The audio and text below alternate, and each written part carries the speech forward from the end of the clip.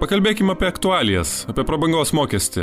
Jūs nebejotinai irgi būsit vienas iš šio mokesčio mokėtojų. Tai žinau, bet aš jau skambinau babai. Kokiai babai? Savo babai.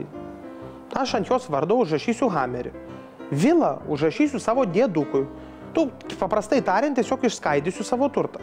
Šį kartą nepadės. Mokestį teks mokėti net jei turi tik vieną prabangų automobilį ir tik vieną brangų namą. Gudrauja valdžia. Smaugia verslininkus, kad net sunku kvėpuot.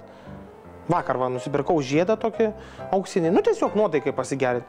Grynas auksas, svoris toks, kad net ant piršto negaliu nešiot. Tai seifą dariau. Tai nemokėsite prabangos mokesčio? Principe ne. Nors ne.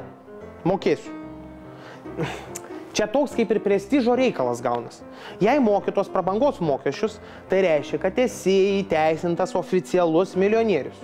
O tie, kas nemokės šito mokesčio, tai neturės teisės vadintis nei milijonieriais, nei kažkokiu tai elitu. Labai šaunu, pavydėtinas sąžiningumas. Nesijaudink. Ta dalį, kurią sumokėsiu už prabangą, aš atsimsiu kitur. Turbūt algas ten darbuotojams sumažinsiu, ar dar kažkaip kitaip. Tai ir yra vadinama prioritetinė srautų diversifikacija. Aš net eilėraštį apie tai parašiau.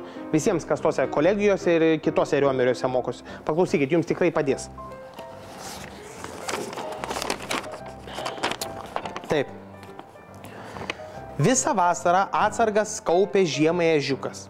Vilkas sakė, tu asilas ir dar biški durniukas. Rauginti kopūstus, virti uogienės, geriau atsipūstum, pasidžiaugtum šiandieną. Atėjo gruodis, vilkui jau striuka.